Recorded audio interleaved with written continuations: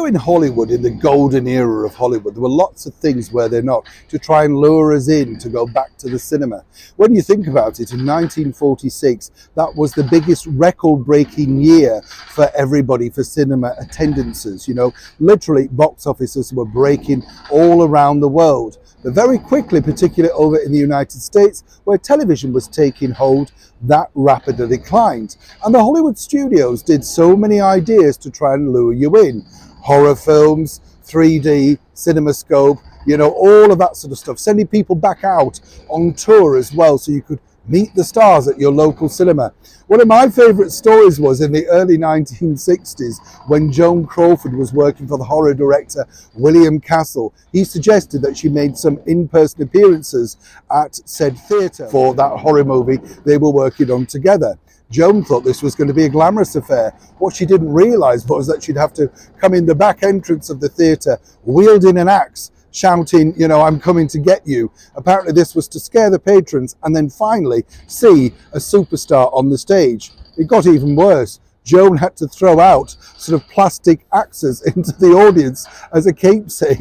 You see, that's what you got to do to keep your name in lights. Now, one star, of course, who really did, some people might suggest, go for a Burton on this particular project was none other than the superstar of acting, many people believe, the Welsh wonder that was Richard Burton.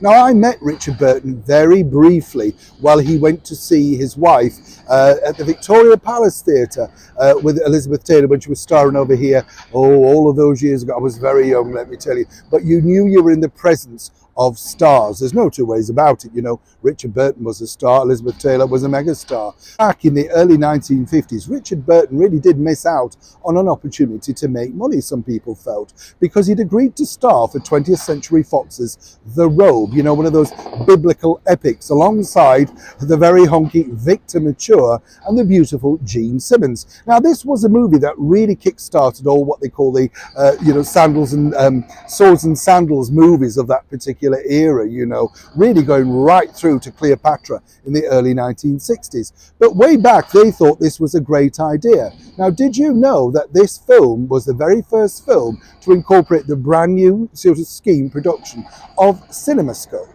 And everybody who was anybody was asked, would they like to invest? You know, they felt this was the future. Now, Richard Burton had two options. He could have either taken a slice of the box office or indeed a slice of the CinemaScope. Lots of cinemas were having to be converted in order to put this brand new idea in.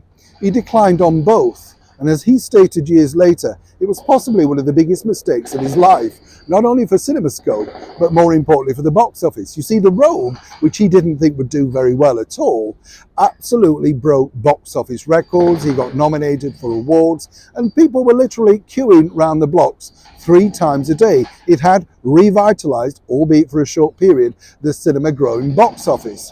Burton himself said, well, you know, it was a rare thing to be offered something like that. But way back in the middle 50s, even the studios were getting very twitchy about exactly where their funds were going to come from next. Of course, other movies came out which were very successful, like, you know, How to Marry a Millionaire with Marilyn Monroe, Betty Grable, and of course the brilliant Lauren Bacall, all in CinemaScope.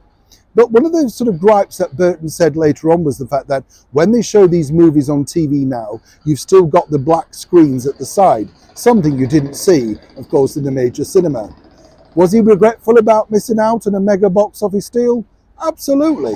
But as he said, hindsight was a wonderful thing. Hindsight is, because what Richard Burton left behind was a wonderful catalogue of brilliant acting work. And even his voiceovers literally are to behold. I'm sure you'll agree. Neil Sean in the very heart of London.